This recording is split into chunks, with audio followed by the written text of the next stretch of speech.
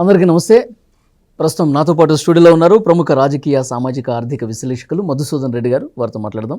మధుసూదన్ రెడ్డి గారు నమస్కారం సార్. నమస్తే వల్లి. మధుసూదన్ రెడ్డి గారు, జగన్మోహన్ రెడ్డి గారు ప్రెస్ మీట్ పెట్టి చాలా విషయాలు మాట్లాడారు సార్. ఈ సూపర్ సిక్స్ హామీల గురించి, ఈ ప్రభుత్వం పూర్తిగా వైఫల్యం చెందిందంటూ ఆయన స్టైల్లో మాట్లాడారు. తర్వాత పవన్ కళ్యాణ్ గారిని ఆయన లేచి వెళ్ళిపోయేటప్పుడు ఒక భారీ డైలాగ్ వేశారు. పవన్ కళ్యాణ్ గారి గురించి ఒక విలేకరు అడిగినప్పుడు ఆయన కార్పొరేటర్కి ఎక్కువ, ఎమ్మెల్యేకి తక్కువ అని అహంకారంతో విమర్శించిన పరిస్థితి ఉంది జగన్మోహన్ రెడ్డి గారు. మరి జగన్మోహన్ రెడ్డి గారి గురించి మీరేం చెప్తారు? ఆయన ఎందులో ఎక్కువ, ఎందులో తక్కువ? మీ విశ్లేషణ ఏంటి చెప్పండి. నేను ఒక మాట చెప్తా వాళ్ళు. పేపర్ చూసి మాట్లాడండి, పేపర్ చూడకుండా మాట్లాడండి. ప్రెస్ మీట్ మొత్తం కింద చూస్తూనే ఉన్నారు ఆయన. పేపర్ ఉందా? రాసింది ఎవరు? పాపం జగన్మోహన్ రెడ్డి అమాయకుడు. రాసినవాడు రాత రాస్తే వాడు తెలియదు కదా ఏం రాసిండి అదే రాస్తుడు. అది తెలిసింది ఒకే విద్య కదా జగన్మోహన్ రెడ్డి. చోరకళ తప్ప ఇంకేం తెలియదు. నేను అనేది ఏంటంటే చింత చచ్చినా పులుపు చావలేదని ఒక సామెత ఉంది తెలుగులో. ఏంది? చింత చచ్చినా పులుపు చావల. ఇది ఒక మంచి సామెత కదా తెలుగులో. సో అది బాగా నేను ఇప్పుడు చెప్తా. ఎవరికి ఏది ఎక్కువ, ఎవరికి ఏది తక్కువ క్లారిటీగా I will explain to you all of the Telugu people క్లియర్ఫుల్గా. ఏనండి, ఈ మనకి పులివెందల పాబ్లో ఎస్కోబార్కి, మళ్ళీ కూడా చెప్తాండ, రాయలసీమ గజ దొంగకి, పులివెందల పిల్లిగాడికి, పులివెందల రాయలసీమ గజ దొంగకి ధనదాహం ఎక్కువ, ప్రజాసేవ తక్కువ, బలిదానం ఎక్కువ, రక్త సంబంధాలు తక్కువ, క్రైమ్లు ఎక్కువ, జైలు జీవితం తక్కువ, ఎక్స్-సీఎంకి తక్కువ, దోపిడీకి ఎక్కువ, ఎమ్మెల్యేకి ఎక్కువ, ప్రతిపక్ష నాయకుడికి తక్కువ, సీఎంగా పనిచేసింది తక్కువ, సీఎంగా నొక్కింది ఎక్కువ, చాలా ఎక్కువ. తర్వాత బైబిల్ జ్ఞానం తక్కువ, బూతుల జ్ఞానం ఎక్కువ. అర్థమైందా? ఇంకా చెప్తా. 2019లో ప్రజలు ఆశీర్వదించి ట్రిపుల్ డిజిట్ 151, ఓకే. 2024కి వచ్చేళ్ళకే డబల్ డిజిట్ ఇచ్చారు, మధ్యలో 5 ఎత్తేసారు, ఓకేనా. ఇంకా డబల్ డిజిట్ 11 రెడ్డిగా మిగిలిపోయిండు. రేపు 29లో సింగిల్ డిజిట్ పక్క, అటుపక్క ఒకట ఇటుపక్క ఒకట లేచిపోద్ది, సింగిల్ డిజిట్ పక్క. ఇదైతే నిజం, నో డౌట్ ఎట్ ఆల్. తర్వాత ఇంకేం చెప్పొచ్చు అంటే, ఎక్స్-సీఎం అంటున్నారు కదా, మాము అంటే మాజీ ముఖ్యమంత్రి. అందరూ ఏమనుకుంటారు, సీఎం అంటే చీఫ్ మినిస్టర్ అనుకుంటారు. నా దృష్టిలో చీఫ్ మినిస్టర్ కాదు సీఎం అంటే. జగన్ దృష్టిలో ఏముందంటే క్రిమినల్ మినిస్టర్. చీఫ్ మినిస్టర్ కాదు, క్రిమినల్ మినిస్టర్. సీఎం అంటే ఏంది? అంతే, చీఫ్ మినిస్టర్ కాదు. అది జగన్ దృష్టిలో అది క్రిమినల్లే ముఖ్యమంత్రిగా ఉండాలి. ప్రజల సొమ్ము దోపిడీ చేసినోడే ముఖ్యమంత్రిగా ఉండాలి. ఎందుకంటే ఎవడో రాసిచ్చిన పేపరు ముందు పెట్టుకొని చదవతో చూసావా, ఇంకంతకాడికి ఏం మాట్లాడతారు? రికార్డెడ్ సెలెక్టెడ్ జర్నలిస్టులు మాట్లాడతావు చూసావా, అది కాదు మగతనం. నీకు దమ్ముంటే ఢిల్లీలో రౌండ్ టేబుల్ ఆల్ ఇండియా జర్నలిస్టులు పిలిపించి ఒక ప్రెస్ మీట్ ఎదుర్కో, అప్పుడు నువ్వు మగాడివి. ఎందుకు ఊకే రికార్డెడ్ ప్రెస్ మీట్లు వదులుతావు?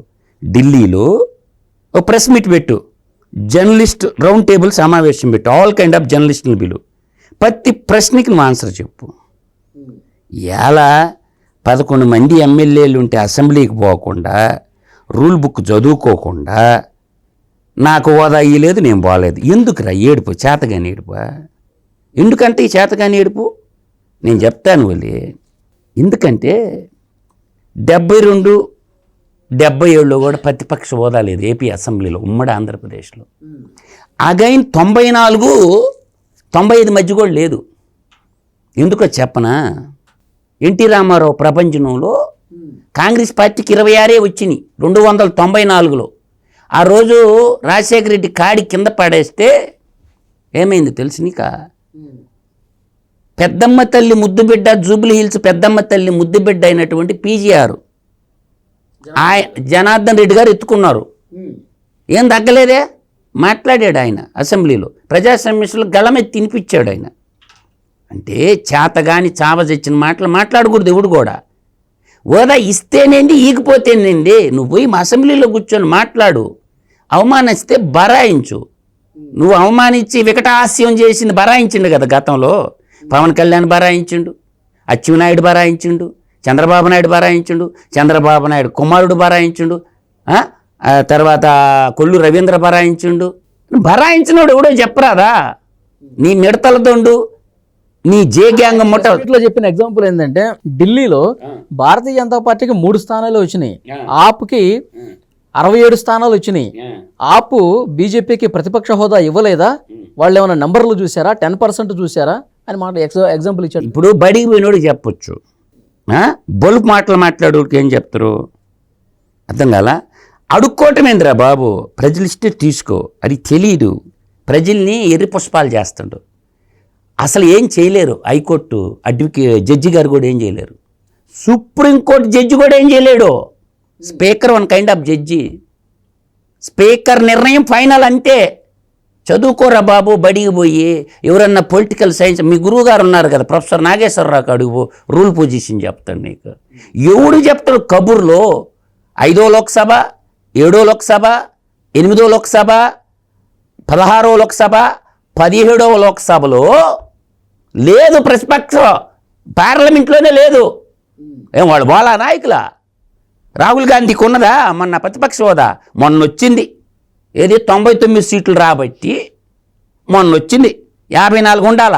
54 కొంతమంది జంప్ అయిపోతే కాంగ్రెస్ ఎంపీలు మళ్ళీ పోయింది, హోదా పోయింది, ప్రతిపక్ష హోదా పోయి మామూలుగా ఎంపీ, నార్మల్ ఎంపీగానే ఉండిండు రాహుల్ గాంధీ. అడుక్కుంటే వచ్చేది కాదురా అయ్యా ప్రతిపక్ష హోదా. ఒక్కడైతేనేమో కోనమనేని సాంబశివరావా తెలంగాణ రాష్ట్రంలో నిప్పులు కురిపిస్తుండో. సంఖ్యాబలం ఎంతమంది కాదు, నీ కాడ సరుకు ఎంత ఉందని తెలుసుకో. ఓ అవమానాలు బరాయించలేనోడు ప్రజానాయకుడు ఎలా అవుతావు? ప్రజలు చూస్తుంటారు కదా నువ్వేం మాట్లాడేది. నిన్ను అవమానిస్తే కూటమి ప్రభుత్వానికే చెడ్డ వస్తుంది. అరే ఒక్కని చేసి ఆడుకుంటుండ్రా వీళ్ళు అని సానుభూతి పెరగద్దు కదా నీకు.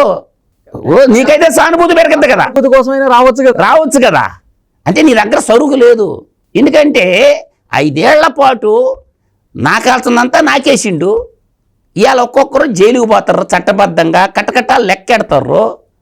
అందువల్ల ఈయన వంతు ఎప్పుడు వస్తుందా అని చూస్తుంది. లిక్కర్ స్కామ్ ఉండనే ఉంది. 307 ఉంది. రఘురామకృష్ణరాజు సభాపతిని కొట్టించిన కేసు ఉండనే ఉంది. పివి సునీల్ కుమార్ సస్పెండ్ చేసింది. రేపో మాపో పివి సునీల్ కుమార్ని ఏసీబీ అరెస్ట్ చేయబోతుంది. విడుదల రజనీని క్యాబినెట్లో మంత్రిని అరెస్ట్ చేయబోతుంది. 17 కింద ముద్ర గుర్తిండి అనుకో గవర్నరు నజీర్ అహ్మద్ సాబు. ఏంది నీ మీ విడుదల రజని పరిస్థితి? కట్టకట్టాలు లెక్కెట్టాల్సి ఉంది. అంటే నీ నెంబర్ ఎంత? అందువల్ల ఏంటంటే ఒక్క మాట, ధనం వస్తే మదం వస్తుంది, అధికారం వస్తే అహంకారం వస్తుంది. ధన మదంతో కొట్టుకుంటుండు.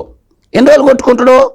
ఇప్పుడు నేను అనేది ఏంటంటే 1858 నుంచి ఒలీ గారు 1947 దాకా బ్రిటిష్ వాళ్ళు పరిపాలించారు భారతదేశాన్ని. వాటి హిస్టరీలో చూస్తే ఎన్నో చట్టాలు చేశారు మనకి.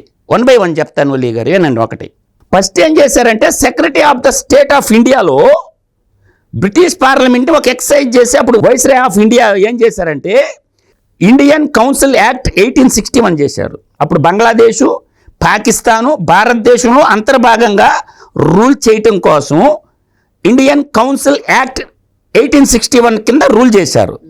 దాని తర్వాత ఇండియన్ కౌన్సిల్ యాక్ట్ 1892 చేశారు. ఓకేనా?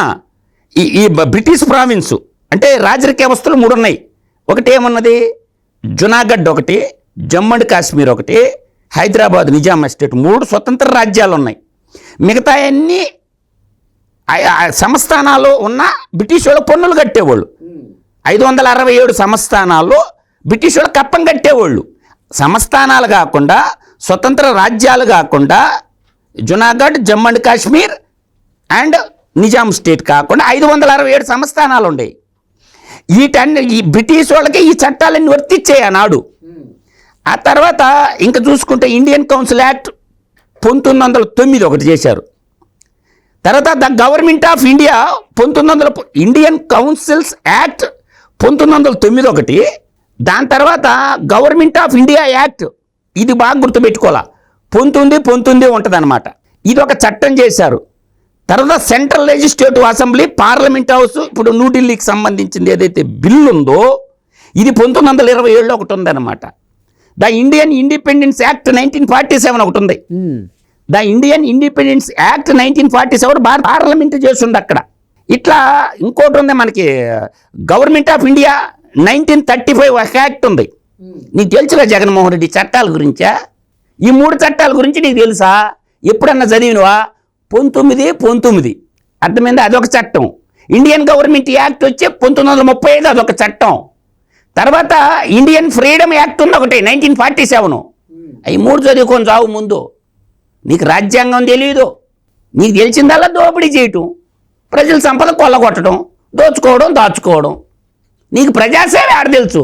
నీకు పదవి కావాల్సింది ఏంటంటే నువ్వు చేసుకున్న ఆర్థిక దోపిడీల నుంచి నిన్ను నువ్వు రక్షించుకోవడానికి, ఈడీ సిబిఐ కేసుల నుంచి తప్పించుకోవడానికే. ఎవరు చెప్తారు కాకమ్మ కబుర్లో? ఎవరన్నప్పుడు మాట్లాడేది పద్ధతిగా మాట్లాడు, ధర్మబద్ధంగా మాట్లాడు. నీకు బైబిల్ తెలీదు, భగవద్గీత తెలీదు, ఖురాన్ తెలీదు. నువ్వు పెద్ద నటనా ప్రపూర్రా స్వామి. నీకు ఆస్కార్ అవార్డు ఇవ్వాలి. చోరకళలో ఆస్కార్ అవార్డు కానీ ప్రకటిస్తే మొట్టమొదటి ప్లేస్లో ఉంటాడు. 64 కళలు అంటారు కదా భారతీయ ఇతిహాసంలో. 64 కళల్లో చోరకళ అని ఒకటి ఉంది. ఆ కళలో ఆస్కార్ అవార్డు ఎవరికి ఇవ్వాలంటే ఈడికే. ఈ పులివెందుల పాపులో వేసుకోబారు. సరే, ఇప్పుడు ఈయన జగన్మోహన్ రెడ్డి గారు ఈయన అసెంబ్లీకి పోవట్లేదు, కనీసం వాళ్ళ 10 మంది ఎమ్మెల్యేలను పంపించవచ్చు కదా, అది కూడా చేయట్లేదు. ఆయన పంపించేదండి. ఆ సిగ్గుమాన వాళ్ళకు ఉంటారు సిగ్గు. ఒరే, మనం ప్రజాప్రతినిధులకు గెలిచినవు. ఈ ఎమ్మెల్యే పదవి ఉంటే ఉంటుంది, ఊరితే పోతే 5 ఏళ్లకు ఒకసారి వచ్చిపోతుంటాయి ఎలక్షన్లో. ప్రజల కోసం కొట్లాడదాం, ఏదైతే అది అవ్వద్దని ఒక్క సిగ్గుమాలోడన్నా బావచ్చు కదా అసెంబ్లీకి. బానిస బతుకు ఎందుకో, గులాంగిరి బతకటం ఎందుకురా? 11 మంది వాడు తీసేయి. ఇప్పుడు 10 మంది ఉన్నారు కదా, 10 మందిలో ఒక్క మగాళ్ళేడా? టంగుటూరు ప్రకాశం పంతులు లాంటి ఒక్క మగాళ్ళేడా? సిగ్గుతో తలదించుకోవాలా. వాళ్ళు ఫస్ట్ టైం గెలిచిన ఎమ్మెల్యేలు కూడా ఉన్నారండి. వాళ్ళ నియోజకవర్గ ప్రజలు వాళ్ళు నిలదీస్తున్నారు. మీరు అసెంబ్లీకి పోతారని చెప్పి గెలిపిస్తే పోకుండా ఉన్నారు. కనీసం మన నియోజకవర్గ సమస్యలన్నా ప్రస్తావించండి అని చెప్పి డిమాండ్ చేస్తారు, ఒత్తిడి చేస్తారు. ఇప్పుడు నియోజకవర్గ సమస్యలు, రాష్ట్ర సమస్యలు పెట్టున్నాయి కదా. రాష్ట్ర సమస్యలు ఎత్తొచ్చు. కోనమనే సాంబశివరావు సిపిఐ ఒక్కడే ఎమ్మెల్యే. ఇలా భారత పార్లమెంట్లో 293 మంది ఎన్డీఏ బలం. ఈ 293 ఎన్డీఏ బలంలో చూసుకుంటే మనకి 500 అవుట్ ఆఫ్ 43లో ఒలీ గారు. ఇక్కడ మీకు చెప్తాను క్లియర్గా, 14 పార్టీలు కలిసి ఎన్డీఏ గవర్నమెంట్. ఇప్పుడు వాటిల్లో BJP 240, TDP 16, JD Janata Dal United ఉన్నాడు కదా నితీష్ కుమార్ 12, శివసేన వాళ్ళ ఒక 7, ఎల్జేపీ ఒక 5, జేడీ సెక్యులర్ ఇప్పుడు ఉక్కు మంత్రిగా ఉన్నాడు కదా, 2 ఎంపీలే సెంట్రల్ ఉక్కు మినిస్టరు.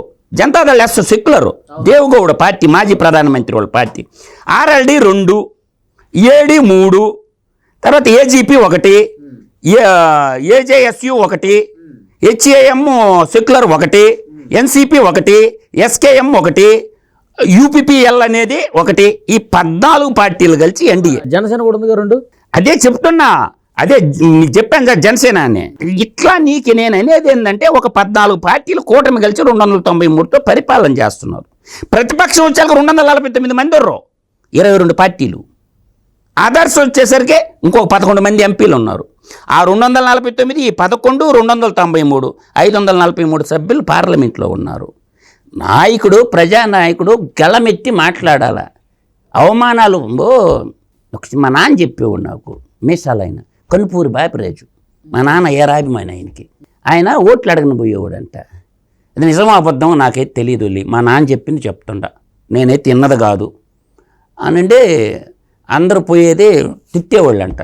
ఆయన బాగుంటాయి మీసాలు, ఆయనకున్నట్టు ఊరుకోండు కనుపూరి బాపిరాజుకు ఉన్నట్టు. చాలా మంచి మకం వచ్చేది కాకపోతే బాగుండేవాడు సింహంలాగా. అవును, అందరు తిడతా ఉంటే ఓటర్లు అడిగేవాళ్ళంట, అమ్మ కోపం ఉంటే కొట్టండి, ఇంకా కోపం అనిపిస్తే నేను నోరు తెరుస్తా, ఊసి నా ఓట్లు ఊయండి, ఎంగిలి ఊసి నా నోట్లండి, ఓటు మాత్రం నా గుర్తు మీద నేయమన్నారట. అట్లా నేననేది జగన్మోహన్ రెడ్డి ఏదో పెద్ద స్వతంత్ర సమరయోధు ఫ్యామిలీ నుంచి వచ్చినట్టు, దేశోద్ధారకుడు ఫ్యామిలీ నుంచి వచ్చినట్టు, ఏదో స్వచ్ఛంద సేవ పెట్టి ఎంతోమందికి సేవ చేసినట్టు అనుకుంటారు అందరూ. అది కరెక్ట్ కాదు. జగన్మోహన్ రెడ్డి సినిమా అయిపోయింది. ఇంకా రాజకీయ భవిష్యత్తు తన సమాధి తనే కట్టుకున్నారు. ప్రజలు ఒక్క ఛాన్స్ అంటే ఇచ్చారు. ఆ ఛాన్స్ కూడా తండ్రిని చూసి ఇచ్చారు. ఇంకా నో మోర్ ఛాన్స్. జగన్మోహన్ రెడ్డికి రాజకీయ భవిష్యత్ భూగోళం, తిరుపతి గుండు భూగోళం, ఓకే. ఆ కంకల గుండు లేదని ఉంటుంది. కొత్త అల్లుళ్ళు వచ్చినప్పుడు రాయలసీమలో గుండు ఎత్తేస్తారు, తెలుసు నీక? గుండు పందెం ఉంటుంది, పెద్ద గుండు ఉంటుంది. ఊళ్ళో కొత్త అల్లుడు వస్తే ఆ అబ్బాయికి అమ్మాయిని ఇవ్వాలంటే ఈ గుండు ఎత్తి వెనక్కి వేస్తే కానీ పిల్లనీరు. Physical fitness. ఏదో రాముడు శివధను సిరిచినట్టు. రాయలసీమలో చాలా గ్రామాల్లో ఉంటుంది, గుండు ఉంటుంది, పందిపు గుండు అని రౌండ్ గుండు ఉంటుంది. మా గ్రామంలో కూడా ఉంది. ఆ గుండు ఎత్తి పైకి వేయాలన్నమాట. మా ఊర్లో ఇద్దరు వేసేవాళ్ళు, కుర్రోడు మా నాన్న ఇద్దరు వేసేవాళ్ళు, మిగతా వాళ్ళు పట్టు కూడా చిక్కేది కదా గుండు. అట్లా అన్నమాట. ఏంటంటే జగన్మోహన్ రెడ్డికి పెద్ద గుండు సున్నా, ఇంకా రాజకీయ భవిష్యత్తు గాఢాంధకారం. చూద్దాం మధుసూదన్ రెడ్డి గారు తన తీరు మార్చుకోవాలి, ఇంకా అహంకారం తగ్గించుకోవాలని చెప్పి ప్రజలే మాట్లాడుకుంటున్న పరిస్థితి ఉంది. మరి ఆయన మార్చుకుంటాడా లేదా చూద్దాం. మళ్ళొకసారి మనం డిస్కస్ చేద్దాం. Thank you very much. నమస్కారం అలీ గారు.